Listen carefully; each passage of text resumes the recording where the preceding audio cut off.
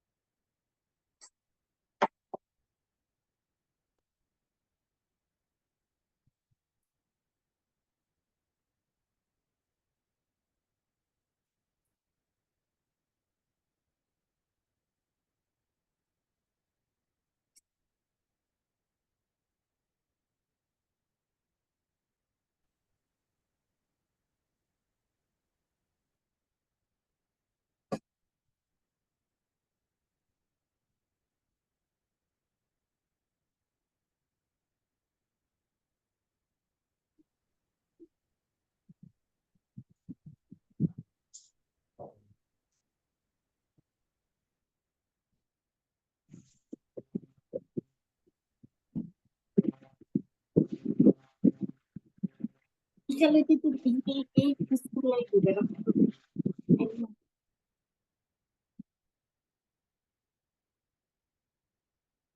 إله وعليه توكلت ورب العرش العظيم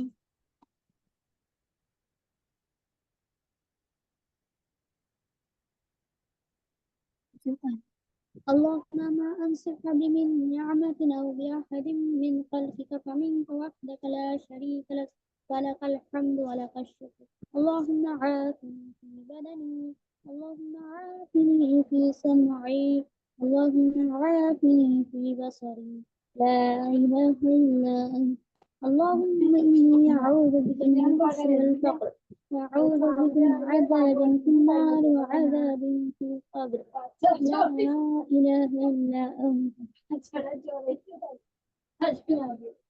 حسبي الله لا إله إلا هو عليه توكلت ورب العرش العظيم حسبي الله لا إله إلا هو وعليه توكلت ورب العرش العظيم حسبي الله saya mau kesan jadi এদিকে একটা ছবি করে রাখতে হচ্ছে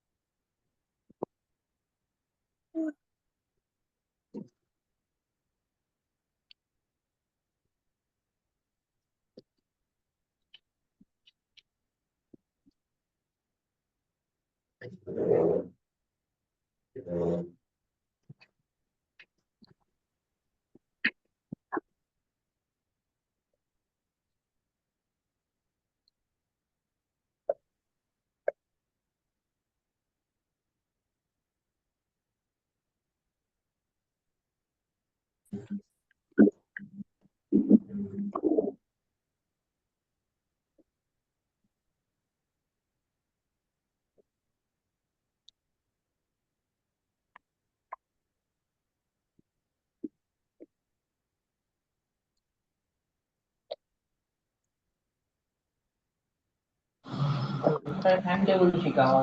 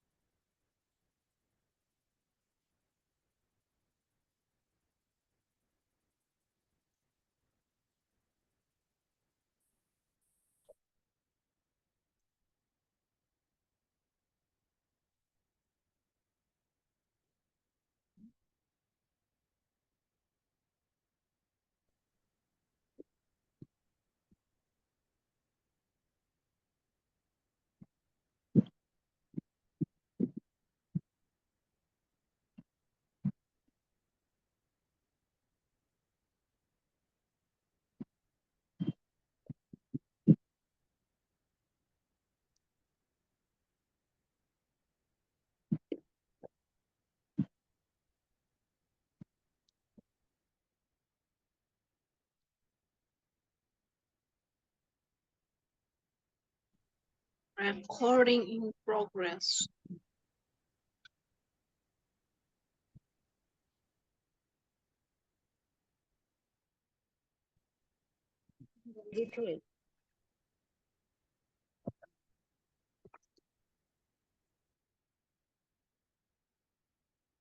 يكفر بالطاغوت ويؤمن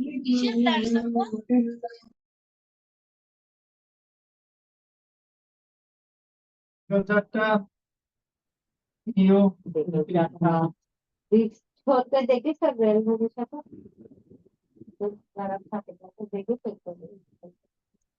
হচ্ছে না ক্লাস 40 জন জয়েন করছে 48 জন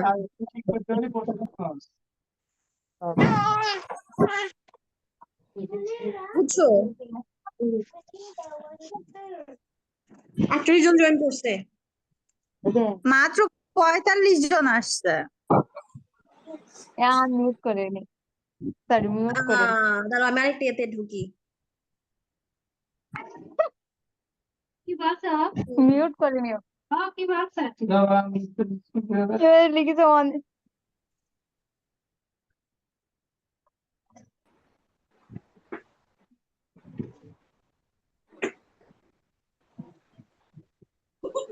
আরে সাইন আপ করে দেবেন সাথে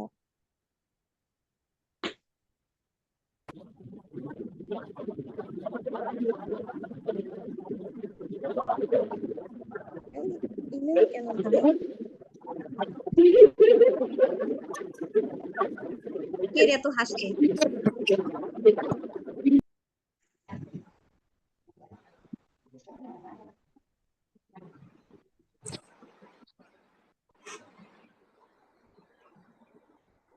Wait, 0024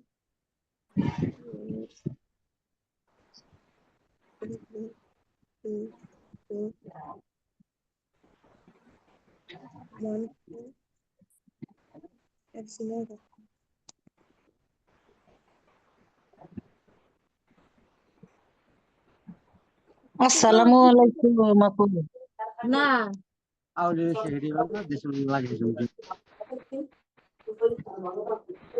আসসালামু আলাইকুম আপু।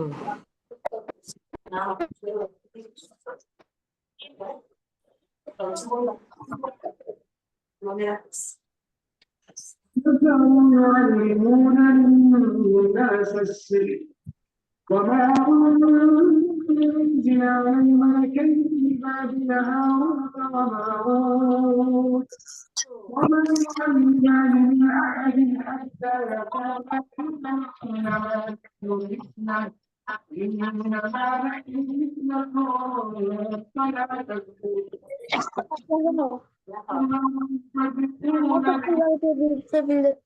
কখন আসছে কল দিচ্ছে হোয়াটসঅ্যাপে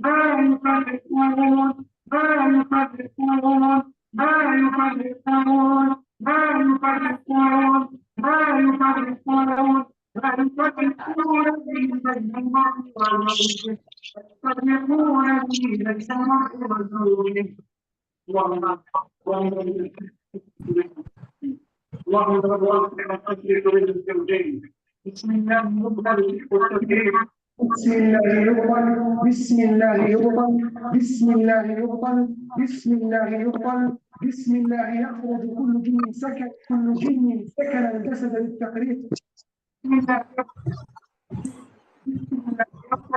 بسم الله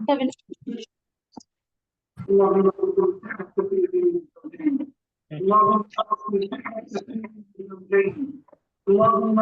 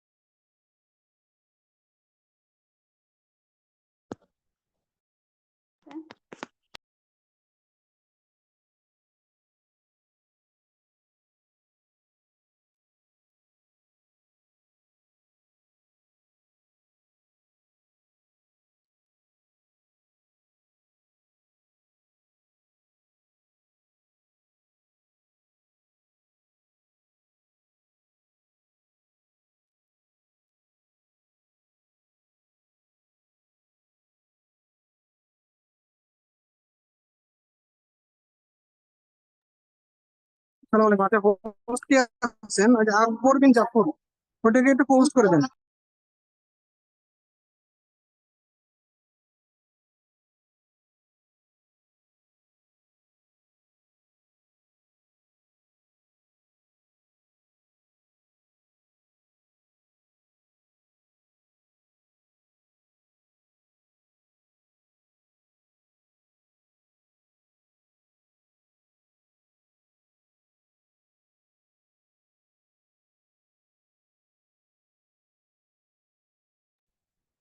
আচ্ছা, হোস্ট কে আছেন? একটু রেসপন্স করেন তো, হোস্ট কে আছেন?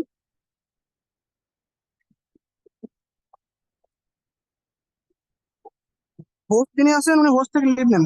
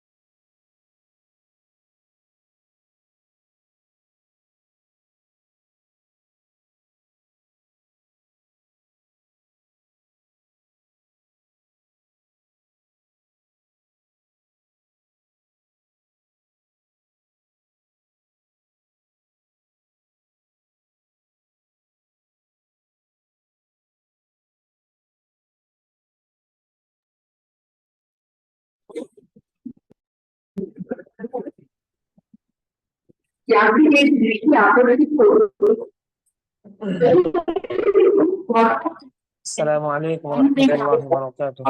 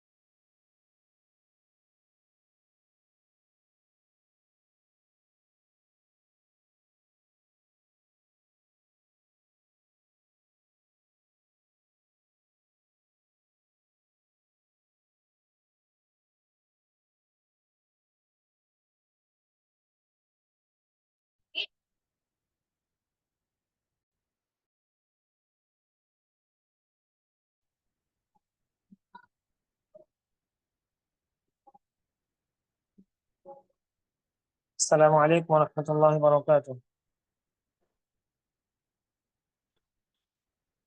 وعليكم السلام ورحمة الله وبركاته. اللهم صل وسلم على نبينا محمد. سبحانك لا علم لنا إلا ما علمتنا إنك أنت العليم الحكيم. الحمد لأهله والصلاة لأهلها، أما بعد، فأعوذ بالله من الشيطان الرجيم. بسم الله الرحمن الرحيم. لأنتم أشد رهبة في صدورهم من الله. وقال تعالى في آية أخرى: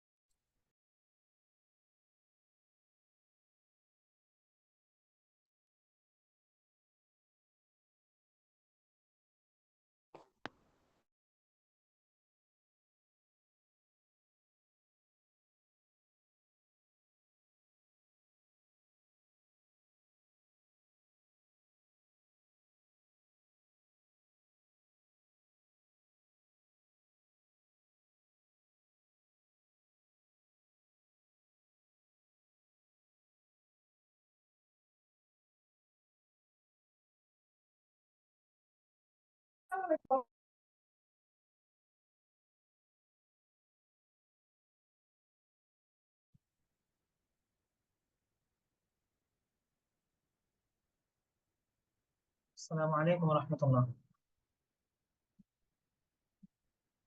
ওয়ালাইকুম আসসালাম রহমতুল্লাহ বরকাতুহু। অনাকাঙ্ক্ষিত সমস্যার কারণে দুঃখিত, বারবার কেন যেন বের হয়ে যাচ্ছে, আমি নিজেও বুঝতে পারছি না। اللهم صل وسلم على نبينا محمد. اللهم صل وسلم على نبينا محمد. استغفر الله واتوب اليه، استغفر الله واتوب اليه، استغفر الله واتوب اليه. سبحانك لا علم لنا الا ما علمتنا انك انت العليم الحكيم. আল্লাহ রাব্বুল আলামিনের কাছে লাখ কোটি শুকরিয়া, আল্লাহ তাআলা আমাদেরকে দ্বীনি কিছু বিষয়ে, বিশেষ করে কোরআনী চিকিৎসার গুরুত্বের উপরে আলোচনা বলার ও শোনার মতো তৌফিক দান করেছেন, এবং আল্লাহ তাআলা আমাদেরকে এই প্ল্যাটফর্মে একত্রিত করেছেন। এই জন্য আল্লাহ তাআলার কাছে কালিমাতুশ শুকর আদায় করি, আলহামদুলিল্লাহ। আসলে একটা বিষয় অত্যন্ত সত্য, যে আজকে আমরা দিনকে বুঝি শুধু এতটুকুই, যে দিন মানে হলো মসজিদে ইমাম মুয়াজ্জিন সাহেব আজান দিবে আর আমরা মসজিদে যাব, নামাজ পড়বো। বছরে একবার রোজা ফরজ হবে, তো আমরা রমজানের রোজা পালন করব। যাদের উপর হজ ফরজ হয়েছে সে শুধু হজ পালন করবে, ইত্যাদি ইত্যাদি কিছু বিষয়ের উপর আমরা আমাদের দিনকে সীমাবদ্ধ রেখেছি। অথচ আল্লাহ রাব্বুল আলামিন কোরআনে কারীমের মধ্যে বলছেন, আল-ইয়াউমা আকমালতু লাকুম দীনাকুম ওয়া আতমামতু আলাইকুম নি'মাতি ওয়া রাদিতু লাকুমুল ইসলাম দীনা। যে আমি আজকে তোমাদের জন্য দিনকে পরিপূর্ণ করেছি। আল-ইয়াউমা আকমালতু লাকুম দীনাকুম, তোমাদের দিনকে আমি পরিপূর্ণ করেছি।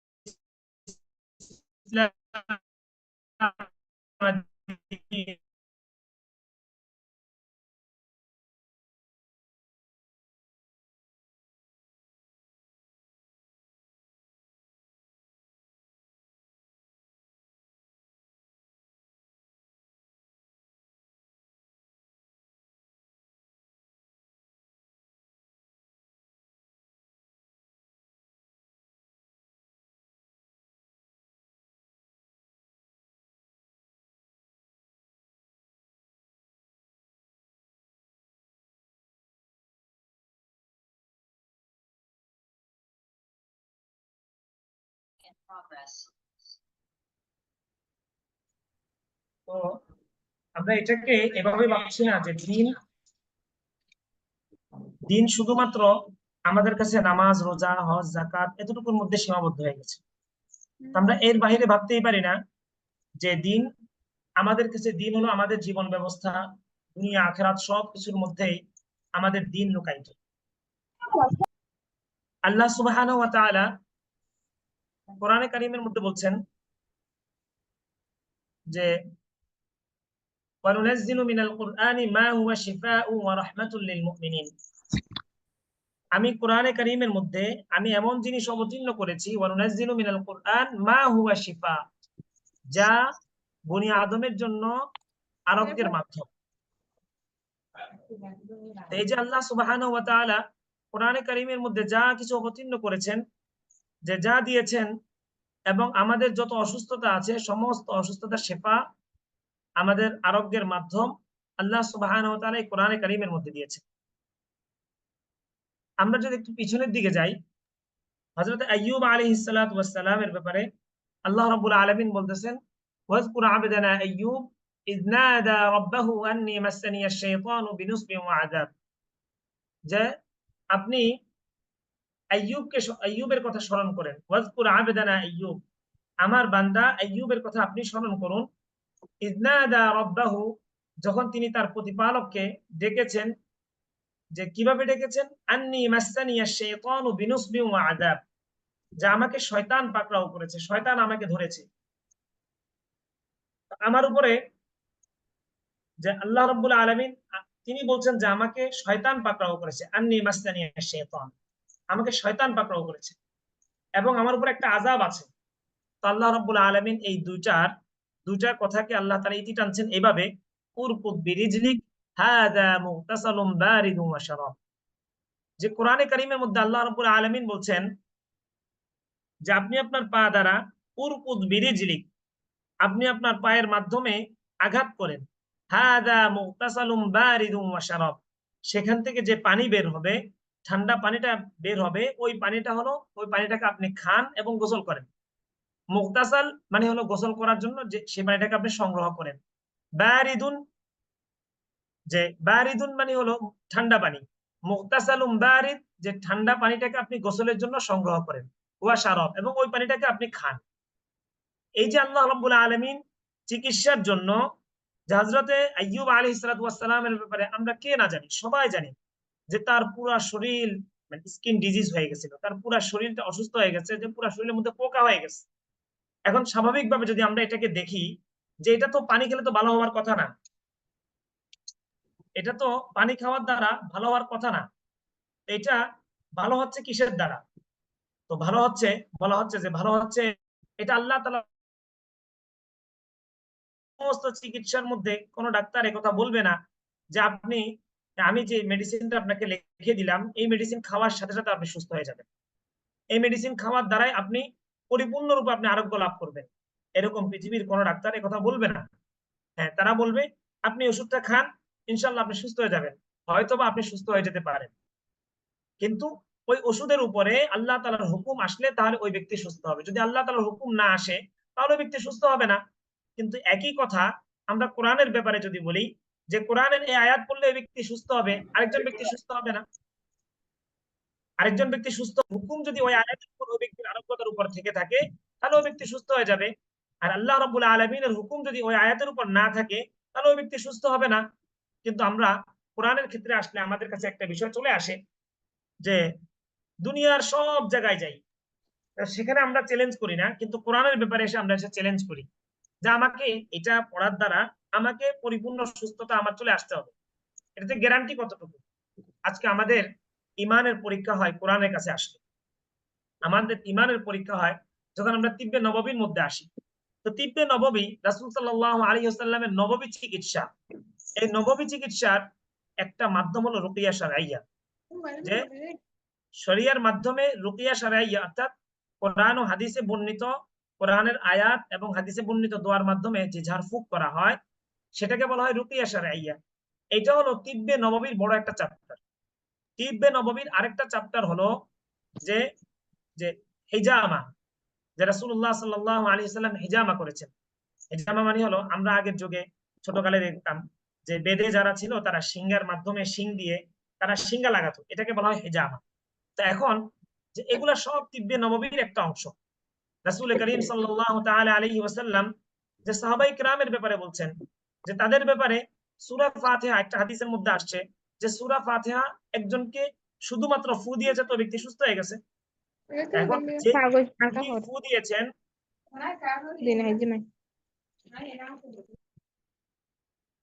যিনি ফু দিয়েছেন তো তিনি মাত্র একবার ফু দিয়েছেন সূরা ফাতিহা। সূরা ফাতিহার একটা নাম হলো শিফা। তো সূরা ফাতিহা একবার পড়ে দেওয়ার সাথে সাথে ওই ব্যক্তি সুস্থ হয়ে গেছেন। এখন যে ব্যক্তি সুস্থ হয়ে গেছেন তাহলে যিনি ফু দিয়েছেন তার অবস্থা কেমন ছিল? সাহাবায়ে কেরাম রিদওয়ানুল্লাহি আলাইহিম আজমাইনের অবস্থা কেমন ছিল? তাদের ব্যাপারে বলা হচ্ছে লা আনতুম আশাদ্দু রাহবাতান ফি সুদুরিহিম মিনাল্লাহ যালিকা বিআন্নাহুম কওমুন লা ইয়াফকাহুন।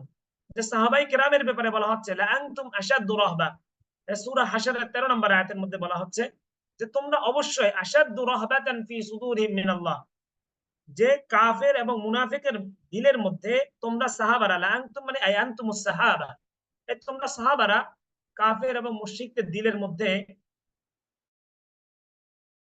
এত বেশি যে আল্লাহ এবং আল্লাহ রাসূলের চাইতে তারা তোমাদেরকে বেশি ভয় করে। কেন? এটা হলো তাকওয়া। সাহাবায়ে কেরামের মাঝে চারটা শক্তি ছিল, চারটা জিনিস ছিল, যে চারটা জিনিস আমাদের ভিতরে নাই। সাহাবায়ে কেরাম রিদওয়ানুল্লাহি আলাইহিম আজমাইন, তিব্বে নববী যদি বলি, আমরা রুকিয়া শারঈয়া বলি, যেটাই বলি না কেন সবগুলোর ক্ষেত্রে এই চারটা জিনিস একটা ব্যক্তির জন্য আবশ্যক। এক হলো সাহাবায়ে কেরামের মাঝে চারটা শক্তি ছিল। চারটা শক্তি কি? এক নাম্বার হলো তাদের ঈমান শক্তি, সাহাবায়ে কেরাম ঈমান শক্তি ছিল। আসছে। তোমরা সাহাবাদের মতো ঈমানকে মজবুত করো, সাহাবাদের মতো তোমাদের ঈমানকে বানাও। আমাদেরকে বলা হচ্ছে তোমরা সাহাবাদের মতো ঈমান বানাও। কেন? যে সাহাবায়ে কেরামের ঈমানী শক্তি অনেক বেশি ছিল, যার কারণে কাফের মুশরিকরা যে আল্লাহর চাইতে সাহাবাদেরকে বেশি ভয় করত। সূরাতুল হাশরের 13 নম্বর আয়াতের মধ্যে বলা হচ্ছে রাহবাতান ফি সুদুরিহিম মিনাল্লাহ, যে ঈমানী শক্তি অত্যন্ত মজবুত ছিল। এরপরে 2 নাম্বার ছিল তাদের আমলী শক্তি, তারা যা জানতো তার উপর আমলে চলে আসতো, এই জন্য তাদের আমল বেশি ছিল। এরপরে হলো সাহাবায়ে কেরামের কাছে ছিল কি ইলমি শক্তি, ইলম, যে তাদের ইলম অনেক বেশি। হাদিস হচ্ছে রাসূলুল্লাহ সাল্লাল্লাহু আলাইহি ওয়াসাল্লামের সাহাবা কাদেরকে আল্লাহ তাআলা নির্বাচন, সাহাবী কাদেরকে নির্বাচন করেছেন? আমাকে তো সাহাবী বানাতে পারতেন, আপনাকে তো সাহাবী কেন বানাননি? যে তাদের ব্যাপারে বলা হচ্ছে যে হুম আকাল্লুহুম তাকাল্লুফা, যে সাহাবায়ে কেরাম তাদের মধ্যে কোনো লৌকিকতা ছিল না, ইলমের মধ্যে অনেক গভীর ছিলেন।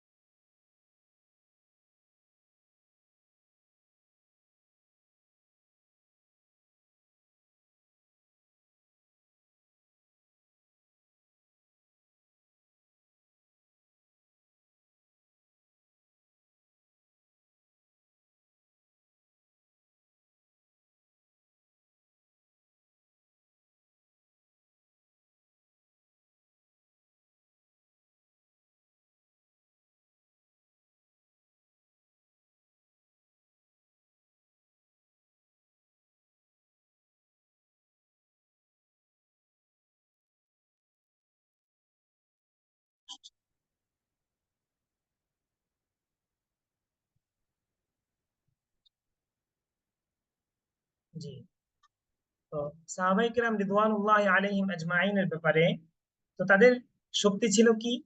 তাদের ব্যাপারে বলা হচ্ছে তারা ইলম, তাদের অনেক বেশি পরিমাণে ইলম ছিল।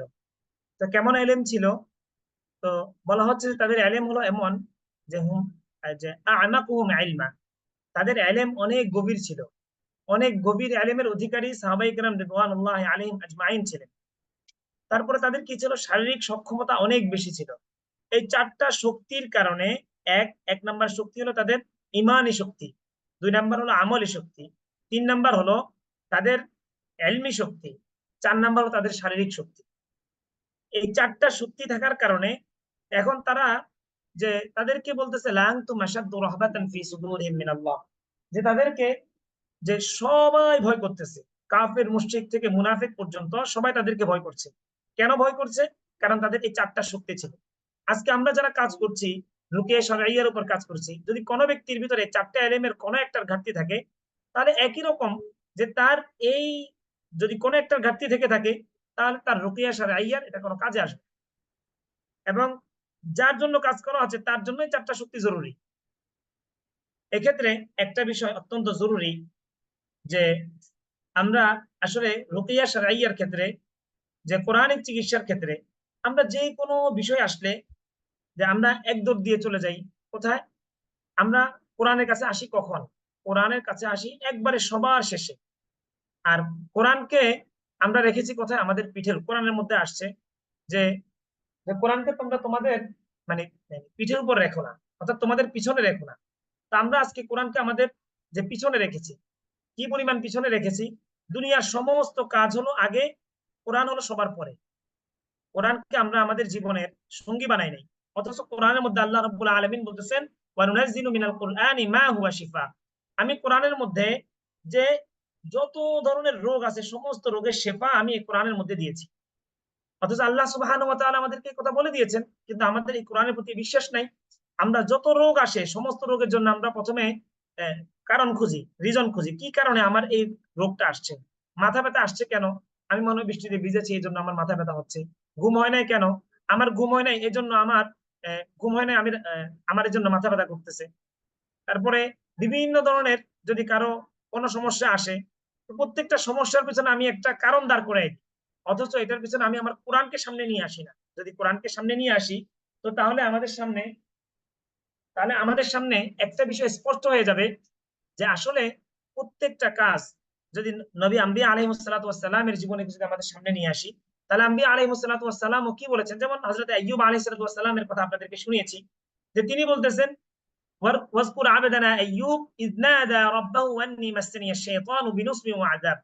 যে আইয়ুব আলাইহিস সালাতু ওয়াস সালাম আল্লাহকে বলছেন, আল্লাহ যে আমাকে শয়তান পাকড়াও করেছে। অথচ এই বিশ্বাস আমাদের প্রত্যেকের দিলের মধ্যে আছে যে কখনোই কোন নবীকে শয়তান পাকড়াও করতে পারে না, শয়তান কোন নবীর কাছে আসতে পারে না, কোন নবীকে শয়তান ধোঁকা দিতে পারে না। এটা আমাদের আকীদা এবং বিশ্বাস।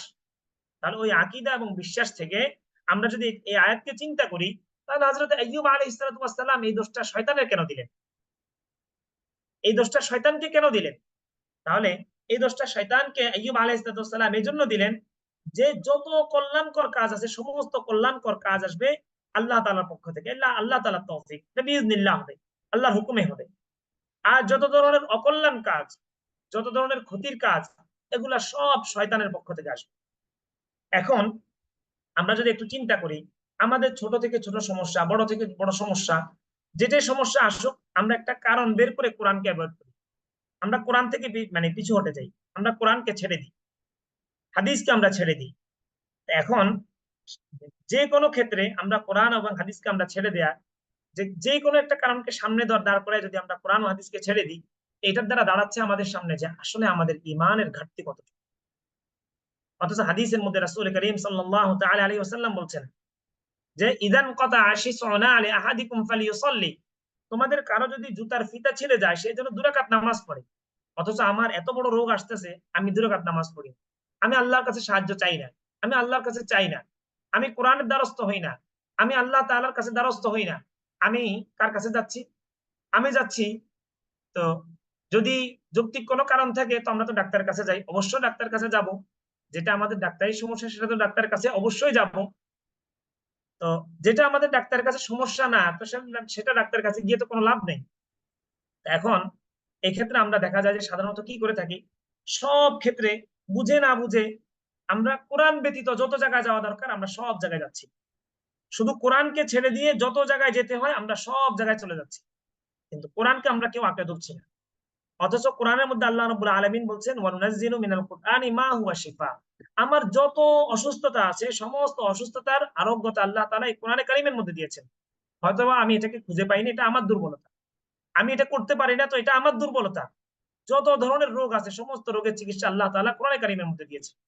হ্যাঁ, এখন এটার সাথে আমরা একটা হাদিসকে সামনে নিয়ে আসি। হযরত আবু হুরায়রা রাদিয়াল্লাহু তাআলা আনহু থেকে বর্ণিত, তিনি বলছেন, মা আনজালাল্লাহু দাআন ইল্লা আনজালা লাহু শিফা। আল্লাহ তাআলা এমন কোন রোগ অবতীর্ণ করেন নাই যার জন্য আল্লাহ তাআলা শিফাকে আল্লাহ তাআলা দেননি। অর্থাৎ আল্লাহ তাআলা প্রত্যেকটা রোগের শিফা আল্লাহ তাআলা দিয়েছেন। সুস্থতা আল্লাহ তাআলা, প্রত্যেকটা রোগের সুস্থতা আল্লাহ তাআলা দান করেছেন। তো এটা দুইটা হাদিসকে যদি আমরা একসাথে করি, তো তাহলে আমরা আমাদের সামনে স্পষ্ট হয়ে যায় যে আমাদের কাছে যত রোগ আছে সমস্ত রোগের শিফা আল্লাহ তাআলা এই কোরআনে কারীমের মধ্যে দিয়েছে। এখন কোরআন আমাদেরকে বলে দিবে যে তোমার এই চিকিৎসাটা কোরআনের দ্বারা সম্ভব। কোরআন আমাকে বলে দিবে এটা কোরআনের দ্বারা সম্ভব না। সম্ভব না বলতে কোরআন এই চিকিৎসাটা আমাকে রাস্তা দেখাই দিবে। যেমন অনেক সময় ডাক্তার আরেকজনের রেফার করে যে অমুকের কাছে চলে যান, তো অনেক সময় তিনি পারার পরেও বলে দেন যে অমুকের কাছে যান। এটা আল্লাহ তাআলার কুদরত। তো আল্লাহ তাআলাও কোরআন দ্বারা চিকিৎসা করতে পারেন, কিন্তু আল্লাহ তাআলা আমাদেরকে বলে দিবেন যে তুমি এখন এই কোরআনের দ্বারা কোরআনের কাছে আসছো, তো কোরআন তোমাকে রাস্তা দেখায় দিবে। এটা কোরআনের মাধ্যমে শেফা, কোরআনের মাধ্যমেই শেফা। হ্যাঁ, তো এখন কোরআন আমাকে দেখায় দিবে যে তুমি এখন ডাক্তারের কাছে যাও। এখন আমাদের সর্বপ্রথম আসতে হবে কোরআনের কাছে। আমরা সর্বপ্রথম চলে আসি ডাক্তারের কাছে। ডাক্তার যখন ফেল হয়ে যায় তখন আল্লাহ তাআলাকে আমরা পরীক্ষা করতে আসি যে আল্লাহ আপনি আমাকে সুস্থ করতে পারেন কিনা, আমি এখন আপনার ইন্টারভিউ নেব। তো আমরা আল্লাহর কাছে চলে আসি, তো আল্লাহকে আমরা পরীক্ষা করি যে আল্লাহ আমার পরীক্ষা করতে, আল্লাহ আমাকে সুস্থতা দিতে পারেন কিনা। যেহেতু দুনিয়ার কোনো ডাক্তার আমাকে সুস্থতা দিতে পারে নাই, সমস্ত টেস্টে আমার কোনো কিছু ধরা পড়ে নাই, তো যত ধরনের ডাক্তার দেখিয়েছি কোনো ডাক্তারে আমার রোগ ধরতে পারে নাই। তো এখন আমি কোরআনের কাছে এসে এখন পরীক্ষা নিই। প্রথম যার কাছে যাই, যে হুজুরের কাছে যাব, তো হুজুরের কাছে গিয়ে প্রথম হুজুরের পরীক্ষা নেব, হুজুর আপনি গ্যারান্টি দিতে পারবেন আমার এই রোগের চিকিৎসা করার? তো হুজুর যদি বলে যে হ্যাঁ আমি পারবো, তো তখন এসে মূলত হুজুরকে আমরা পরীক্ষা করি না, হুজুরের দ্বারা আল্লাহকে পরীক্ষা করি, দেখি আল্লাহ করতে পারে কিনা। অথচ এটাও কিন্তু এটা একটা আমাদের ইমানের দুর্বলতা। নাউজুবিল্লাহ, কথাটা আমি এভাবে কেন বলছি, আমাদের স্বভাব, আমাদের আচরণ এমনই হয়ে গেছে যে আমরা আল্লাহকে পরীক্ষা করতে আসি যে আল্লাহ আমাকে এই রোগ থেকে মুক্তি দান করার জন্য দেখি কোরআন কি করতে পারে। কোরআনে আমরা পরীক্ষা নিই, আল্লাহর আমরা পরীক্ষা নিই। যিনি আমার চিকিৎসা করবেন, যিনি আমার রুকিয়া সারাইয়া করবেন, যিনি কোরআনের মাধ্যমে আমাকে রুকিয়া করবেন, তো তার আমরা পরীক্ষা নিই। এখন প্রথমত বিষয় হলো যে আগে আমরা রোগ সম্পর্কে জানি। রোগ কয়টা আমাদের কাছে আসে, কয় ধরনের রোগ আমাদের কাছে আসে। প্রথমত এটাকে আমরা যদি 5টা ভাগ করি তাহলে আমাদের জন্য সহজ হয়। 1 নাম্বার হলো রোগ হলো আমাদের যে মাসুস শয়তান, শয়তানের দ্বারা আমাদের, শয়তানের স্পর্শ, শয়তান ভর করা, এটাকে আমরা সাধারণত বলে থাকি জিন। জিন জিন জিন জিন এত প্রচার প্রসার লাভ করছে যে কোনো কিছু হোক না হোক সবার কাছে আসলেই, তো যদি গণকের কাছে যায় আপনার উপর জিন এতগুলো চালান দেওয়া হয়েছে, যদি কোনো কবিরাজের কাছে যায় তো সেও বলে আপনার উপর এতগুলো জিন চালান করা হয়েছে।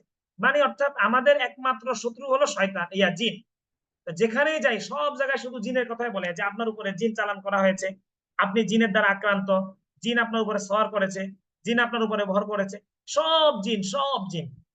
অথচ হাদিসের মধ্যে জিনের ব্যাপারে বলা আছে আখুকুম মিনাল জিন, যে জিন হলো তোমাদের ভাই। অথচ আল্লাহ তাআলা কোরআনে কারীমের মধ্যে যত জায়গায় বলতেছেন সব জায়গায় বলতেছে শয়তানের কথা। আমরা কোরআন শরীফ পড়া শুরু করার আগে কি পড়ি? আউযু বিল্লাহি মিনাল জিন, নাকি আউযু বিল্লাহি মিনাশ শাইতানির রাজিম? আমরা সেখানে পড়ি আউযু বিল্লাহি মিনাশ শাইতানির রাজিম। যখন আলোচনায় আসি তখন আমাদের দোয়া পড়ি, তখন পড়ি আউযু বিল্লাহি মিনাশ শাইতানির রাজিম। কিন্তু যখন আমরা কোনো ব্যক্তির রোগী দেখি বা কোনো অসুস্থ ব্যক্তিকে দেখি তখন বলি তার উপরে জিন আসছে, জিনের দোষ সব। কিন্তু দোয়া পড়তেছি কিসের উপর? আউযু বিল্লাহি মিনাশ শাইতানির রাজিম। হ্যাঁ, এরপর আরো দোয়া পড়ি আউযু বিকালিমাতিল্লাহি তাম্মাতি মিন কুল্লি শাইতানিন ওয়া হাম্মা। শাইতান, এখানে কি বলতেছে? শয়তান বলতেছে, অথচ এখানে জিনের কথা বলা হচ্ছে না। মিন কুল্লি শাইতানিন ওয়া হাম্মা ওয়া মিন কুল্লি আইনিন লাম্মা। দেখেন আমরা টয়লেটে ঢুকি, টয়লেটে ঢোকার সময় কি দোয়া পড়ি? আল্লাহুম্মা ইন্নী আউযু বিকা মিনাল খুবসি ওয়াল খাবাইস। নারী জিন পুরুষ জিন থেকে আল্লাহ আমি তোমার কাছে পানাহ চাইতেছি। তাহলে মানে এখানে মূলত এগুলো হলো শয়তান, নারী শয়তান, পুরুষ শয়তান থেকে তোমার কাছে আমি পানাহ চাইতেছি।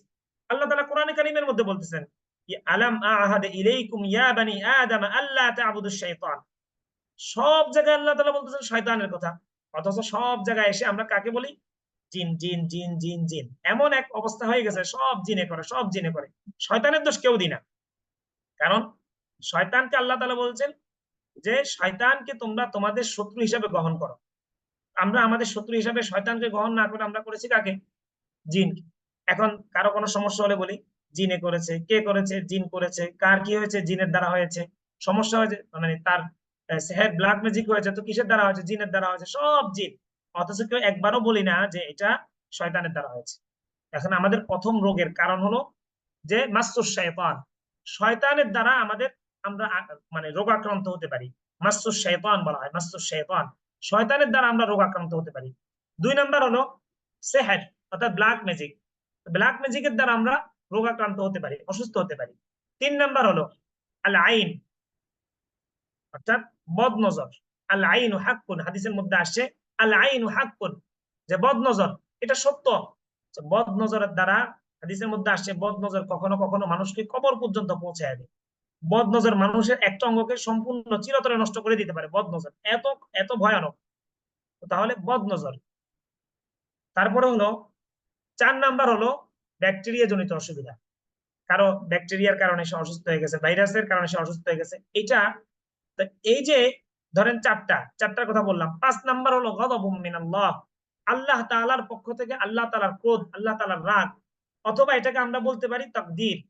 আল্লাহ কারো ব্যাপারে তাকদীরে লিখে দিয়েছেন যে এই ব্যক্তি যে এই অসুস্থতা সে মারা যাবে, এটা তাকদীরের ফয়সালা। তো তাকদীরের ফয়সালা হলো এরকম যে এই ব্যক্তির সারা গায়ে অসুস্থ হয়ে যাবে, স্কিন ডিজিজ হয়ে যাবে, এটা তাকদীরের ফয়সালা। এটাকে আপনি সারা দুনিয়ার সমস্ত ডাক্তারকে যদি একসাথে ব্ল্যান্ড করে তাকে খাওয়াই দেন তাও সে সুস্থ হবে না, সমস্ত মেডিসিন একসাথে করে তাকে যদি খাওয়াই দেন সে সুস্থ হবে না, সারা দুনিয়ার সমস্ত রুকিয়া শারঈয়া রাকিরা সে যদি বসে তার উপরে রুকিয়া করে সে সুস্থ হবে না। কারণ এটা হয়তো বা হাদি গযবুম মিনাল্লাহ আও মিনাত তাকদীর, এটা হয় আল্লাহ তাআলার পক্ষ থেকে তার উপরে কোনো একটা ক্রোধ, আল্লাহর গজব তার উপরে নাযিল হয়েছে, অথবা তার উপরে আল্লাহ তাআলা তাকদীরের ফয়সালা করে দিয়েছেন।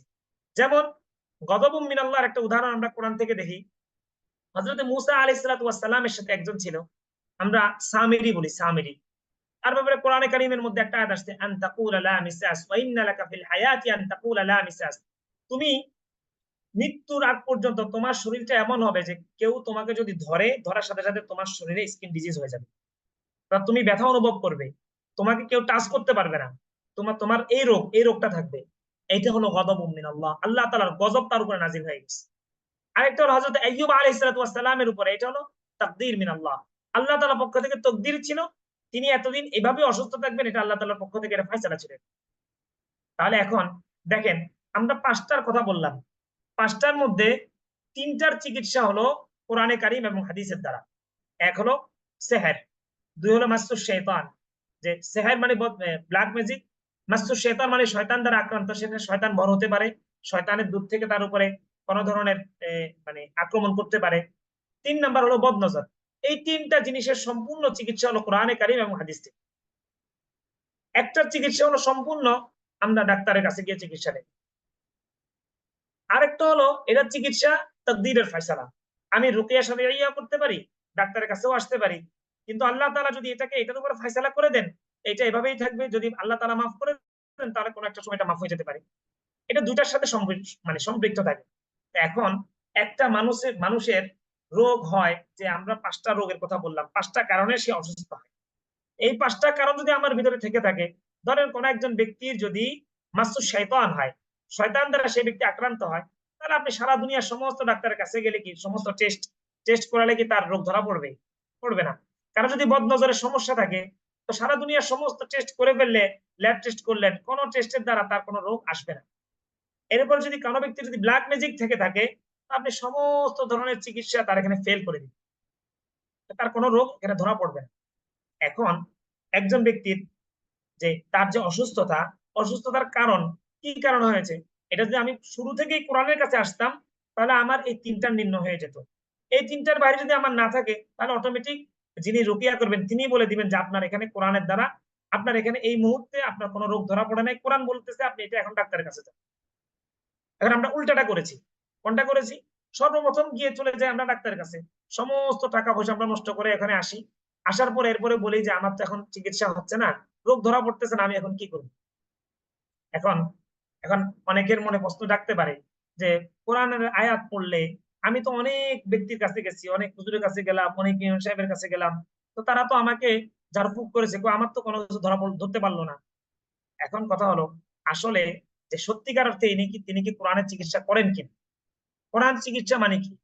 কোরআনের চিকিৎসার অর্থ হলো এটা যে ওই ব্যক্তি কোরআনে কারিম থেকে এই আয়াতের যে আয়াতগুলো দ্বারা এই ব্যক্তির মানে সেবা হবে, যে আয়াত দ্বারা তাকে চিকিৎসা করা হবে, সেই আয়াতগুলো আসলে তেলাওয়াত করেছে কিনা, ওই আয়াতগুলো তার সামনে পড়া হয়েছে কিনা, এবং আসলে যার কাছে যাওয়া হয়েছে ওই ব্যক্তি আদৌ রুকিয়া শারঈয়া সম্পর্কে তার কোনো জ্ঞান আছে কিনা। রুকিয়া শারঈয়া মানে কি?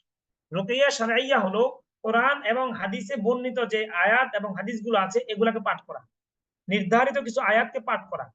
এখন এটার বাইরে কোনো ব্যক্তি, যদি আপনি কোনো একজন ব্যক্তির কাছে গেছেন, সে ব্যক্তি মনে মনে পড়তেছে, কিভাবে পড়তেছে আপনি কিছুই জানেন না, মনে মনে পড়লো। আচ্ছা, রুকিয়া এটা একটা ইবাদত, এটা তো আপনি মনে মনে পড়ার জিনিস না। এখানে কোরআনের আয়াত পড়বেন, হাদিসে বর্ণিত মাসুর দোয়াগুলো পড়বেন, এটার দ্বারা যে পড়তেছে যে শুনতেছে প্রত্যেকের নেকি হচ্ছে। এখন আপনি যখন মনে মনে পড়বেন, আপনার পেশেন্ট, আপনার সামনে যে অসুস্থ ব্যক্তি আছে, সে তো এটার দ্বারা কোনো উপকৃত হলো না। এখন এটার দ্বারা তো এমনও হতে পারে আপনি কোনো কুফরি কালামও পড়তেছেন, আপনি যদি বলেন যে সেই ব্যক্তি কুফরি কালাম পড়তেছে, অথচ আমি জানি না যে কুফরি কালাম পড়তেছে, আর আমি মনে করতেছি সে রুকিয়া শারঈয়া করতেছে।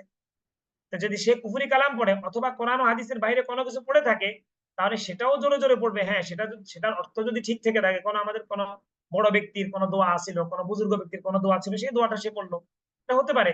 যেমন আব্দুল্লাহ সাজি রহমতুল্লাহ আলীর একটা ঘটনা বলি। আব্দুল্লাহ সাজি রহমতুল্লাহ আলী একটা এলাকায় গিয়েছেন।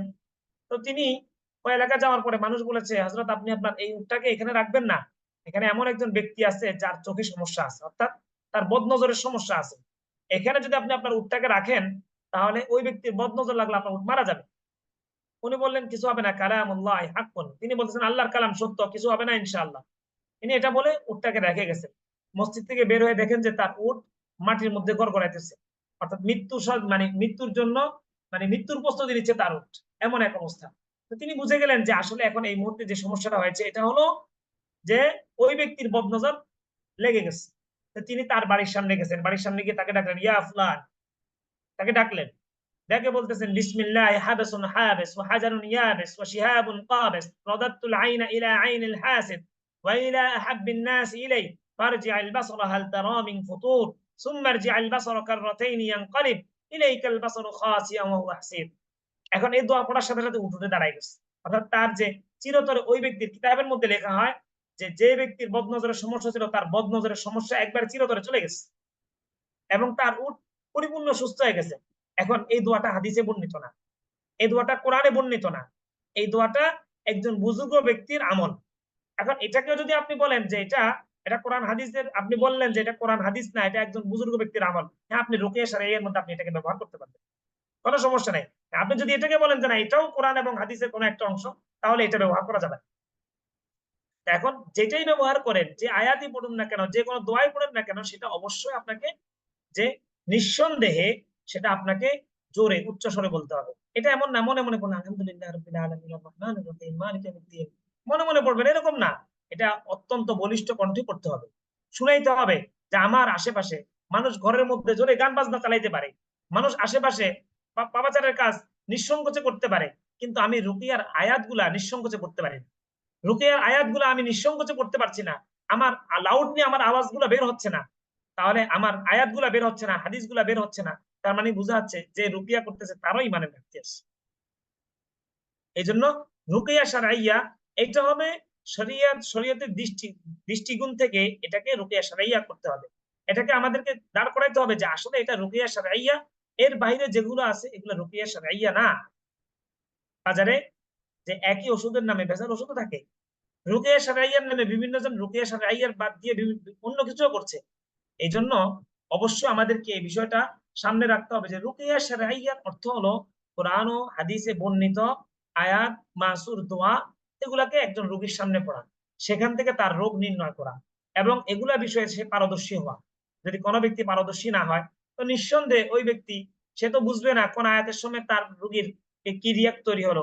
সে যদি না বুঝে, তখন তো সে বলবে, তখন ওই ব্যক্তি বলবে আপনার কোনো সমস্যা নাই, হয়েছে বদনজরের সমস্যা, সে বানাই দিবে সেহের, সে বানাই দিবে ব্ল্যাক ম্যাজিক, হয়েছে তার জিন্নাতের সমস্যা, তো সে বানাই দিবে আরেকটা। এই জন্য প্রত্যেকটা আয়াত সম্পর্কে তার অভিজ্ঞতা থাকতে হবে, আয়াত সম্পর্কে তার ধারণা থাকতে হবে, আয়াত সম্পর্কে তার পরিপূর্ণভাবে এটাকে বাসীরত থাকতে হবে, জ্ঞান থাকতে হবে। যদি এটা না থাকে, তাহলে ব্যক্তি রুকিয়া শারঈয়া করার যোগ্য না।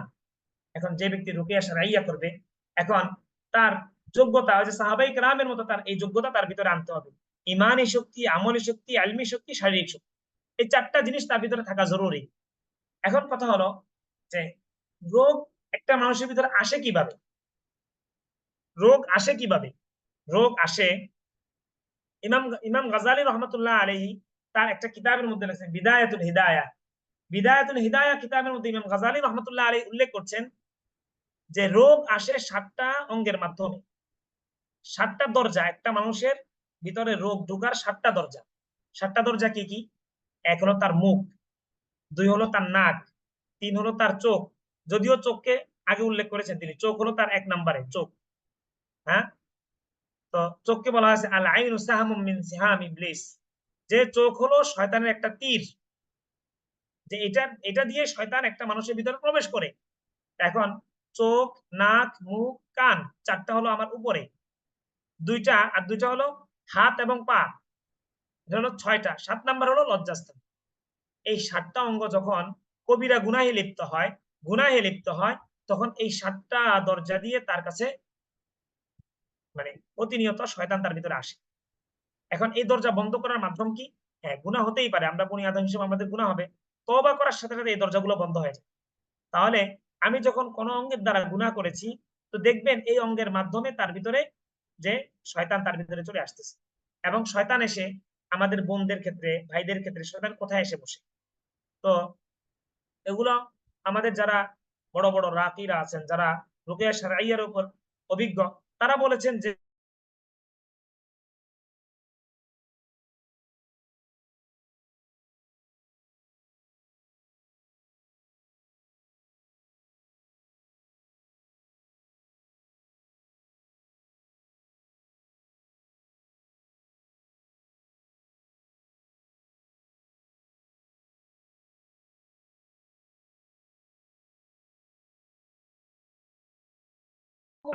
তাহলে ওই ব্যক্তির, ওই মেয়ের, ওই মহিলার অথবা ওই বোনের যদি জরায়ু কেন্দ্রিক যত সমস্যা, যেমন তাদের শারীরিক সমস্যা, এটা অসুবিধা হয়, সমস্যা হয়, তো শারীরিক সমস্যা যদি সমস্যা হয় এটা, তো এটা দেখবে কারো নিয়মিত হচ্ছে না, কারো 5 দিন হওয়ার কথা, তো 5 দিনের জায়গায় তার 15 দিন হয়ে যাচ্ছে।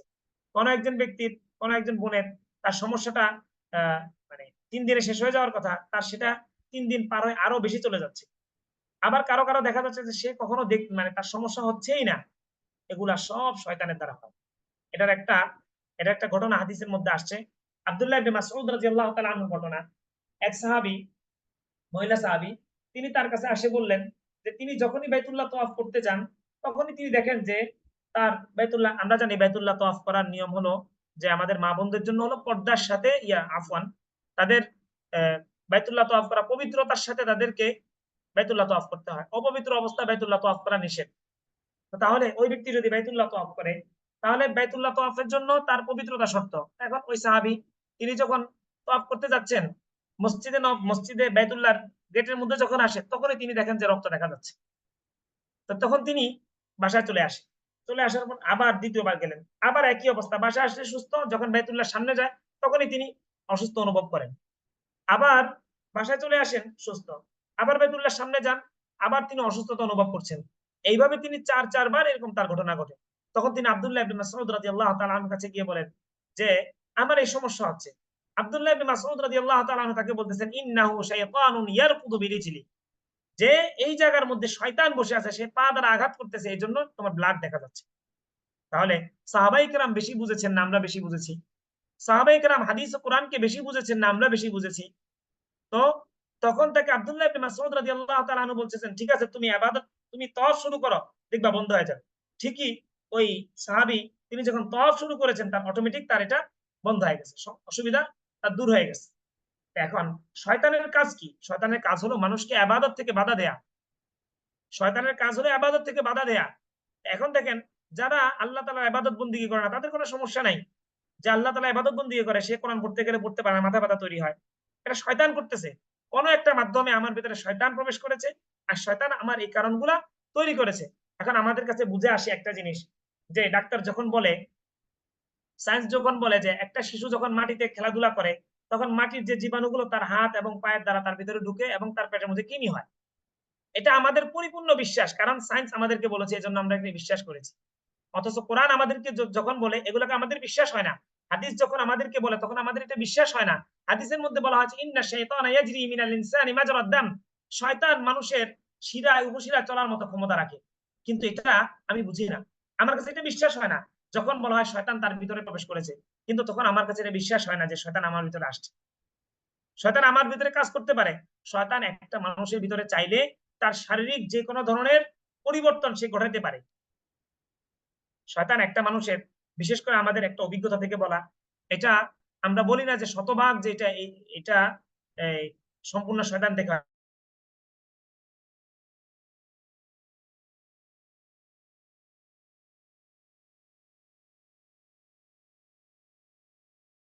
আমরা যখন এগুলাকে যে কোরআনের দ্বারা রুকিয়া করি, কোরআনের দ্বারা যখন আমরা চিকিৎসা করি, তখন এটা আমাদের কাছে ধরা পড়ে। তো ঠিক একই রকম যে শয়তান মানুষের ভিতরে ঢোকার পরে মানুষ যে কি শয়তান মানুষকে কি কি ক্ষতি করে, একটা মানুষের মাথা ব্যথা তৈরি করে। যেমন বিশেষ করে আমরা যদি বলি, কিছু মানুষের দেখা যাচ্ছে, বিশেষ করে এটা আমাদের বোনদের বেশি সমস্যা হয়। মেয়েদের সবচেয়ে বেশি সমস্যা হলো যে তাদের দেখবেন মাইগ্রেনের সমস্যা, এটা পুরুষদের কম, মেয়েদের বেশি। এটার বেশিরভাগই হলো শয়তান কেন্দ্রিক, এটা তাদের ভিতরে সমস্যাটা হয়। এটা বলা যেতে পারে এরকম যে কোনো ব্যক্তি যদি রুকিয়া শারঈয়া করে এবং সে সাথে হেজামা করে, আশা করা যায় যে সে মানে 90% সে ব্যক্তি সুস্থ। হ্যাঁ, এই জন্য এটার বেশিরভাগই হলো শয়তান কেন্দ্রিক এগুলা করা হয়। একটা মানুষকে শয়তান বেশিরভাগ পাকড়াও করে ধরে, যে মাসু শয়তান বেশি হয় আমাদের বোনদের ক্ষেত্রে, ভাইদের ক্ষেত্রে খুব কম হয়। তো এখন এক্ষেত্রে আমরা বলছিলাম যে শয়তান একটা মানুষের ভিতরে প্রবেশ করে, তার 7টা দরজা আছে এবং এই 7টা দরজা দিয়ে শয়তান মানুষের ভিতরে প্রবেশ করে। এখন আমরা গ্রামের কিছু মানুষ আছে, যে শহরেরও অনেকে আছে, যখন মানুষ বিপদে পড়ে তখন তার ইমানে ঠিক থাকে না, তখন তারা বিভিন্ন ব্যক্তির কাছে চলে যায়। তো যাওয়ার পরে বলে যে শয়তানকে আমি মুখ দিয়ে বোতলে ঢুকালাম। আসলে একটা শয়তানকে মুখ আমি তাকে মুখ দিয়ে বের করতেছি, আসলে শয়তান মুখ দিয়ে প্রবেশই করে নাই, সে অন্য বাকি যে 6টা অঙ্গ আছে সে 6টা অঙ্গের কোন একটা অঙ্গ সে ব্যবহার করেছে। এখন আমি বললে কি সে আমার মুখ দিয়ে বের মানে তার মুখ দিয়ে বের হয়ে যাবে? এখন আমরা এগুলো বুঝি না, না বুঝার কারণে কি বলি যে শয়তানকে বোতল বন্দি করেছে, শয়তানকে অমুক জায়গাতে বন্দি করেছে। এই যে এগুলো সব হলো আমাদের মানে এই ধারণা, এবং যে যাই বলতেছে এগুলোকে আমরা বিশ্বাস করি। আমরা কোন একটা যদি এই কবিরাজের কাছে যাই, অথবা যারা শিরিক কুফরি করে এদের কাছে যদি যাই, তো যাওয়ার পরে বলে কি আপনার সাথে এতগুলা জিন আছে, আপনার সাথে এতগুলা জিন আপনার সাথে আপনার উপরে লেলিয়ে দেওয়া হয়েছে, এই জিনগুলো আপনাকে ক্ষতি করার চেষ্টা করতেছে। এবং আরো কি বলে দেখেন, যে এটা তো আসলে ইউহি বা'দুহুম ইলা বা'দিন যুখরুফাল কওলি গুরুরা, এটা রাসূলুল্লাহ সাল্লাল্লাহু আলাইহি সাল্লামের যুগ থেকে ছিল, এখনো আছে, ভবিষ্যতেও থাকবে। যে কিছু মানুষ হলো শয়তানের পূজা করে। আলাম্মা আহাদা ইলাইকুম ইয়া বানি আদম আল্লা তা'বুদুশ শাইতান, যে আল্লাহ তাআলা জানেন কিছু মানুষ শয়তানের পূজা করবে, যে শয়তানের পূজা করবে। যেমন সূরা মারিয়ামের 44 নম্বর আয়াতের মধ্যে বলতেছে ইয়া বাতি লা তা'বুদিশ শাইতান ইন্নাশ শাইতানা কানা লির-রহমানি আসিয়া, আব্বা জান আপনি শয়তানের পূজা করবেন না, ইন্নাশ শাইতানা কানা লির-রহমানি আসিয়া, শয়তান তো রহমানের অবাধ্য। তো তাহলে মানে কিছু মানুষ আছে শয়তানের পূজা করবে, শয়তান তার কথা শুনবে। আর শয়তানের কাজ কি? শয়তান সত্যের সাথে মিথ্যাকে মিলায় দিবে, শয়তান সত্যের সাথে মিথ্যাকে মিলায় দিবে। যখন মিলায় দেয় তো তখন শয়তান এখন এসে বলে যে তোমার সাথে শয়তান আছে একটা, তো সে বলে 5টা, তোমার উপরে অমুক অমুক তোমার উপরে ব্ল্যাক ম্যাজিক করেছে, তো শয়তান তার নিকট আত্মীয়দেরকে তার সাথে মিলায় দেয় যে তোমার অমুক নিকট আত্মীয় তোমার জন্য, তোমার কাছের মানুষ তোমার জন্য সেহর করেছে, তোমার জন্য ব্ল্যাক ম্যাজিক করেছে, তোমার কাছের মানুষ তোমার উপরে তাবিজ করেছে। এখন আমাদের কাছে এটাকে ওহী মনে হয়, অথচ এটা শয়তান করেছে। কেন করেছে? শয়তান বলতেছে যে আত্মীয়তার বন্ধন ছিন্ন করা এটা একটা কবিরা গুনাহ, একটা মানুষকে কবিরা গুনাহে সে লিপ্ত করতেছে। কিভাবে? সন্দেহ ঢুকায় দিয়ে। অথচ কোরআনে কারিমের মধ্যে বলতেছে যে ইয়া আইয়ুহাল্লাযীনা আমানু ইজতানিবু কাসীরাম মিনায-যন্ন ইন্না বা'দায-যন্নি, হে মানুষ তোমরা অধিকাংশ ধারণা থেকে বিরত থাকো, কারণ অধিকাংশ ধারণা হলো গুনাহ। কারণ আমি যে ধারণা করলাম যে অমুক আত্মীয়, আমি যখন খুঁজি, তো যখন আমাকে গণক বলে যে তোমার উপরে তোমার নিকট আত্মীয় তোমার উপরে সেহর করেছে, তখন আমার কাছে মনে হয় গণকের কথাটা ওহীর মতো। হ্যাঁ, আমার নিকট আত্মীয় কে করেছে, এখন আমি খুঁজতে থাকি কার সাথে আমার ঝগড়া হয়েছে। যখন ঝগড়া হয়েছে, সুতরাং এই ব্যক্তি ছাড়া আমার উপরে কেউ আর ব্ল্যাক ম্যাজিক করতে পারে না, ওই ব্যক্তি কাছে ঈমান হয়ে যায় সম্পূর্ণ। অথচ এটা শয়তানের পক্ষ থেকে একটা মিথ্যা বানোয়াট একটা কথা। এই জন্য যে আমরা এই কথার ক্ষেত্রে আসলে আমরা সম্পূর্ণরূপে আমাদের ঈমান হারা হয়ে যায়। একজনের উপর আমরা বিশ্বাস করে ফেলি, একজনকে আমরা বদগুমান করতে থাকি, খারাপ ধারণা করতে থাকি, ওই ব্যক্তি আমার ক্ষতি করেছে, ওই ব্যক্তি আমার সবকিছু করেছে। না না, এটা করা যাবে না। আমরা কোরআনের দ্বারস্থ হব, যে আমার ক্ষতি করেছে নিশ্চয় এটা যে সাহাবাই কেরাম এখন বর্তমান আরবরাও এভাবেই করে। যদি কোনো নিয়ামত আসে বলে হাজি মিনাল্লাহ, আর যদি কোনো খারাপই আসে তাহলে বলে হাজি মিন ইনদি নাফসি আও মিনাশ শাইতান, এটা আমার এবং শয়তানের পক্ষ থেকে হয়েছে। তাহলে আমি নিজেকে দোষারোপ করি না, দোষারোপ করি কাকে? বাইরের একজন, অন্য একজন মানুষকে আমি দোষারোপ করি। অথচ কোরআন আমাদেরকে এই কথাটা বলেনি। এই জন্য রুকিয়া শারঈয়া করার আগে আমাদেরকে এই বিষয়গুলো বুঝতে হবে, এই বিষয়গুলো জানতে হবে। আজকে আমাদের ঈমান চলে যাচ্ছে, আজকে আমরা সামান্য একটা অসুস্থতার কারণে আমরা ঈমানকে হারিয়ে ফেলতেছি। একটু পেরেশান হচ্ছে, বাড়িতে কোনো সমস্যা হচ্ছে, তো চলে যাচ্ছি তাবিজের কাছে। তাবিজ, তাবিজের মধ্যে কি লেখা আছে দেখবেন, তাবিজ একটা খুলে দেখেন, খুলে দেখবেন তাবিজের ভিতরে লেখা আছে সূরা ফাতিহার নকশা, দেখবেন সূরা ফালাক নাসের নকশা, বিভিন্ন আয়াতের নকশা। আচ্ছা বলেন তো, যদি সূরা ফাতিহার নকশা পড়লে নাকি হতো, তাহলে আল্লাহ তাআলা আলহামদুলিল্লাহ রাব্বিল আলামিন নাজিল করার কোনো কারণ ছিল না। আল্লাহ সুবহানাহু ওয়া তাআলা ওখানে নাজিল করতেন 1 5 7 8 10 15 18 এরকম নাজিল করতেন। তাহলে 1 2 3 নাজিল করতেন, ওটা নাজিল না করে আল্লাহ তাআলা কোরআনে আয়াত নাজিল করলেন কি জন্য? তাহলে শেফা কিসের উপর, সুস্থতা কিসের উপর? সুস্থতা সূরা ফাতিহার উপর। মানে শেফা কিসের উপর? ওয়ানুনাজ্জিলু মিনাল কুরআনি মা হুয়া শিফা, এই আয়াতের উপর শেফা। শেফা কিসের উপর? সূরা ফালাক নাসের উপর শেফা। তাহলে আমি কোথায় যাচ্ছি? আমি ওই যে ছকের মধ্যে চলে গেছি। আবার অনেক সময় ঘরের মধ্যে লাগায় রাখা হয় সূরা ফালাক নাসের একটা নকশা, ঘরের মধ্যে লাগায় রাখা হয়, দোকানের মধ্যে লাগায় রাখা হয়। কেন লাগিয়ে রাখা হয়? লাগিয়ে রাখার উদ্দেশ্য হলো এটা যে আমার ঘরে সূরা ফালাক নাস আমরা কেউ পড়বো না, যা পড়বে সব শয়তান পড়বে। শয়তান আসবে, এসে পড়ে যাবে কুল আউযু বিল ফালাক কুল আউযু বিরাব্বিন নাস, পড়ে শয়তান চলে যাবে। আমরা কেউ পড়বো না, শয়তান ফালাক নাস পড়ে চলে যাবে, আমি পড়বো না। আমাদের কাছে হলো রুকিয়া শারঈয়ার মধ্যে মানে আমল করতে হয়। আমরা আমলে যাব না, আমরা কোথায় যাব? আমরা চলে যাব একটা তাবিজ, তাবিজ দেওয়ার পরে এই তাবিজ আমাকে সুস্থতা দান করবে। আপনি সুস্থ কিসের দ্বারা? তাবিজ ব্যবহার করার দ্বারা সুস্থ। আল্লাহ যে আমাকে সুস্থ করেছে এটা আমরা কেউ বলি না। আমার ঈমান এক পাশে আমার থেকে নিয়ে গেল। আমাকে সুস্থ কে করেছে? আমার কাছে আমি বলি আমাকে সুস্থ অমুক গণকের কাছে গিয়েছিলাম, গণক, ওই বানর আমাকে সুস্থ করেছে, বানর। নাউযুবিল্লাহি মিন যালিক, মানে আয়াযু বিল্লাহ। তো আমার কাছে মনে হচ্ছে আজান দিচ্ছে, একটু কোনো অপেক্ষা করলে ভালো হয়।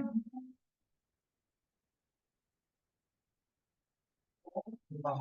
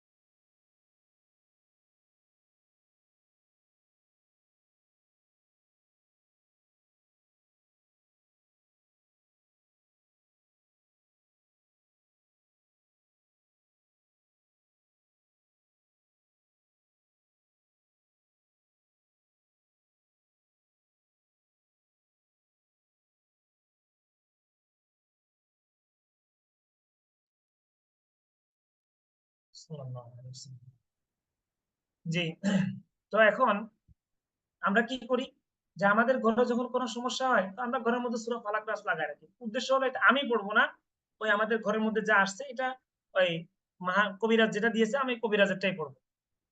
কবিরাজের ওই ফালাক নাস এটাই যথেষ্ট, আমাকে আর কোনো কিছু পড়তে হবে না। এই জন্য আমরা রুকিয়া শারঈয়ার প্রতি আগ্রহী না। আমরা চলে যাই কোথায়? আমরা চলে যাই যেটার দ্বারা আমার ঈমান চলে যাবে, আমল করব না, ঈমান চলে যাবে, ওটাতে আমরা চলে যাই। বিশেষ করে কোনো ব্যক্তি যদি ব্ল্যাক ম্যাজিক আক্রান্ত হয়, পরিবারে যদি সংসারে যদি অমিল থাকে, কোনো মেয়ের বিয়ে হচ্ছে না, তো ওই পরিবার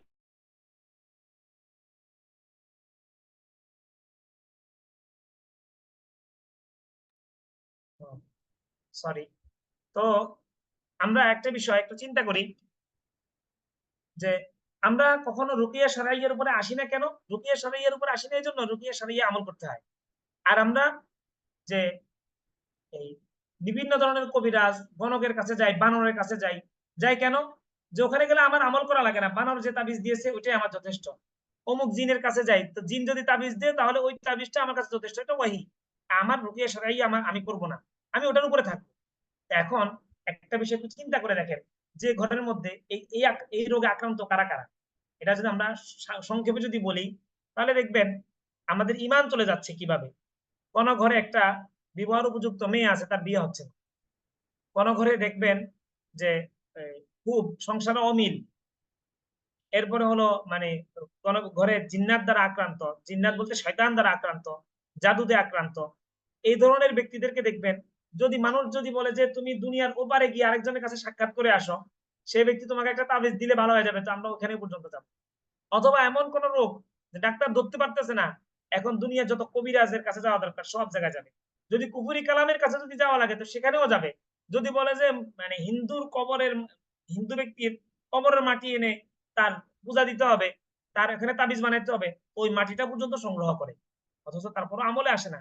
আমাদের কাছে মনে হচ্ছে যে কোরআনের চাইতে ওই ব্যক্তি বেশি শক্তিশালী, কারো কালো জাদু ব্ল্যাক ম্যাজিকে আক্রান্ত। তো আমাদের কাছে মনে হয় এই তাবিজটা মানে মগদের দ্বারা করা, মগ এটা চিটাগাংদের ভাষা, চিটাগাং লোকদের ভাষা, মজ্ঞা বলে, মজ্ঞা তাবিজ। তো তো এটা এ ধরনের ব্যক্তিদের দ্বারা যদি তাবিজ আক্রান্ত হয়, তো মনে হয় যে এটা কোরআন দ্বারা জীবনও চিকিৎসা হবে না, এটা কিসের দ্বারা চিকিৎসা হবে? এটা একমাত্র চিকিৎসা হলো যে শুধুমাত্র ওই মগদের কাছে যাবে, ওই ধরনের যারা কুফরি কালাম করে তাদের কাছে যাবে। অন্য কারো কাছে গেলে, কোরআনের কাছে আসলে কোরআনের এই পরিমাণ ক্ষমতা নেই। তো বলেন তো আমাদের ঈমান আমাদের অজান্তে আমাদের শরীর থেকে বের হয়ে গেছে, আমাদের জবান থেকে, দিল থেকে বের হয়ে গেছে। আমি ঈমান নাই, আমি নামে মুসলিম, নামাজ পড়তেছি, সবকিছু করতেছি। এই জন্য হলো যে আমরা রুকিয়া শারঈয়ার উপরে অত্যন্ত গুরুত্ব দিব। কোরআনের চিকিৎসার উপরে অত্যন্ত গুরুত্ব দিব। সমস্ত রোগের যে যদি আমরা এটাকে কোরআনের দ্বারা আমরা কি করি, এখন ইলেকট্রিক ডিভাইস দ্বারা আমরা আমাদের রোগ নির্ণয় করি, অথচ কোরআন দ্বারা আমরা আমাদের রোগ নির্ণয় করি না। এটাতে আমরা অভ্যস্ত নয়, কারণ এটাতে একটু মেহনত করার প্রয়োজন আছে, এই জন্য আমরা এটাতে আমরা আসি না। এই জন্য মেরে ভাই, তো আমাদের কাজ হলো একটাই, যে রুকিয়া শারঈয়ার উপরে আমরা সবাই যত্নশীল হব। তো এই জন্য যে কিছুদিন আগের একটা ঘটনা একটা শোনাই আপনাদেরকে। এক জায়গায় এক বোনের সমস্যা। তার সমস্যা কি? তার সমস্যা, পরিবার বলতেছে তার বিয়ে হচ্ছে না। রুকিয়া করতে গেলাম। রুকিয়া করতে যাওয়ার পরে দেখতেছি কি, যখন ওয়াত্তাবাউ মা তাতলু শায়াতিনু আলা মুলকি সুলাইমান, এই আয়াত পড়ার সাথে সাথে অজ্ঞান হয়ে পড়ে গেল।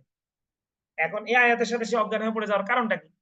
সে যখন অজ্ঞান হয়ে পড়ে গেল, এখন সে যখনই অজ্ঞান হয়ে পড়ে গেছে, এখন তাকে সোজা করে বসানো হলো, একটু পানি ছিটানো হলো। কিছুক্ষণ পরে তার সাথে এখন কথা বলতেছে শয়তান, তার সাথে কথা বলতেছে, আমাদের সাথে কথা বলতেছে শয়তান। তো কথা বলতেছে যে আমি একে ছেড়ে কখনো যাব না।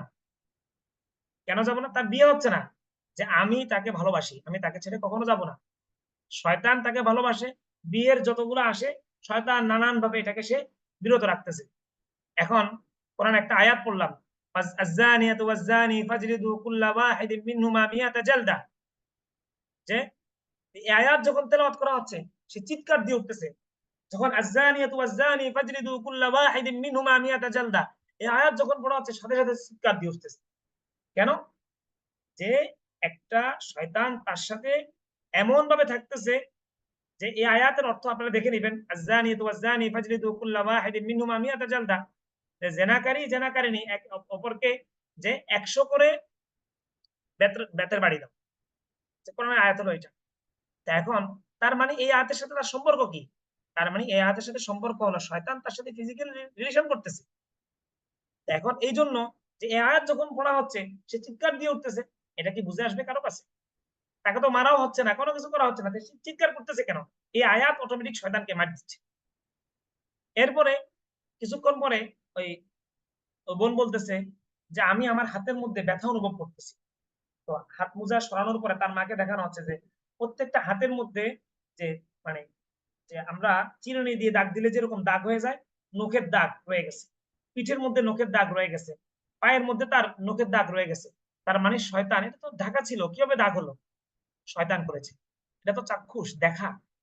এই জন্য শয়তান অনেক সময় এই সমস্ত কারণে আমাদের অনেক সমস্যা করে। এই জন্য রুকিয়া শারঈয়ার মধ্যে আমরা আমলের মধ্যে চলে আসবো। আমলের মধ্যে চলে আসলে এটাই হলো আমাদের কোরআন আমাদেরকে সর্বদিক থেকে আমাদেরকে নিরাপদে রাখবে, আমাদের ঈমানকেও নিরাপদে রাখবে, আমলকেও নিরাপদে রাখবে। এই জন্য পরের বিষয় হলো যে আমরা কিছু আমল করলে আমরা নিরাপদে থাকতে পারবো। যে কিছু আমল, মনে করেন আপনি রুকিয়া শারঈয়া করলেন না, এই মুহূর্তে আপনার কাছে রুকিয়া শারঈয়ার কোনো কিছু নেই, হ্যাঁ, আপনি জানেন না, তাহলে আপনি এখন কি করবেন? তাহলে আপনার জন্য, যেমন যে সমস্ত আমাদের বোনেরা সিহরে আক্রান্ত, প্রথমত হলো সিহর, এটা যত জায়গা থেকে হোক না কেন, রাসূলুল্লাহ সাল্লাল্লাহু আলাইহি ওয়াসাল্লাম সিহরে আক্রান্ত ছিলেন, লাকনে জিকে আক্রান্ত ছিলেন। তো তিনি কি করেছেন? তার জন্য জিবরিল আলাইহিস সালাম আসমান থেকে সরাসরি তার কাছে চলে আসছেন। জিবরিল এবং মিকাইল কাছে এসে ফালাক নাস তার কাছে পড়েছে। তো ফালাক নাস পড়ার দ্বারা তার মানে আমরা বুঝতে পারলাম যে, সহিহ হাদিস দ্বারা আমরা বুঝতে পারলাম যে ফালাক নাস পড়ার দ্বারা সেহের থাকলে এটা কেটে যাবে। এই জন্য যে হাদিসের মধ্যে আসছে 5 ওয়াক্ত নামাজের পরে যে ফালাক নাস এবং তিন কুল আর কি, সূরা ইখলাস, সূরা ফালাক, সূরা নাস, এটাকে আমরা 3 বার করে পড়বো প্রতিদিন নামাজের পর। নামাজের পরে পড়ে আমরা এটা পুরো শরীরটাকে হাত দিয়ে, হাতের মধ্যে ফু দিয়ে পুরো শরীরটাকে মুছে নিব। এরপরে হলো যে বিশেষ করে দুইটা সময় আমরা কখনো ঘুমাবো না, এবং দুইটার সময় আমরা ইবাদত বন্দেগীর বাইরে থাকবো না। একটা হলো সূর্য ওঠার আগে, একটা হলো সূর্য ডুবার সময়। এই দুইটা সময়ের মধ্যে আমরা বিছানায় শুবো না, এবং ঘরের মানে সমস্ত বিষয়ে আমরা একটু চৌকান্না থাকবো। যেমন সূর্য ওঠার সময় আল্লাহ তাআলা বলতেছেন ফাসাব্বিহ বিহামদি রাব্বিকা ক্বাবলা তুলুইশ শামসি ওয়া ক্বাবলা গুরুবিহা।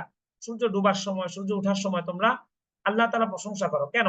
কারণ এই সময়ের মধ্যে শয়তান বিচরণ করে সর্বদিকে, এবং শয়তান এবং তার সৈন্যবাহিনী চারপাশে সে বিচরণ করে, সে চেষ্টা করে কারো ক্ষতি করার জন্য। ওই সময় যখন কোনো মানুষ আল্লাহ তাআলা ইবাদত করে, তো তখন শয়তানের ব্যাপারে আল্লাহ তাআলা বলেন ইন্না ইবাদি লাইসা লাকা আলাইহিম মিন সুলতান, যে এই হলো আমার বান্দা, তার উপরে তোমার কোনো কর্তৃত্ব চলবে না। তো আমি যখন ওই সময় ইবাদত বন্দেগীর মধ্যে থাকবো, অটোমেটিক শয়তানের যে কালো থাবা থেকে আমি বেঁচে যাব। এই জন্য মাগরিবের আগে এবং ফজরের পরে সূর্য ওঠার আগ পর্যন্ত কেউ কখনো ঘুমাবো না। যারা বিশেষ করে সিহরে আক্রান্ত এবং মানে মাসুস শয়তান, শয়তান দ্বারা আমরা আক্রান্ত, তারা এই কাজ কখনো করবো না।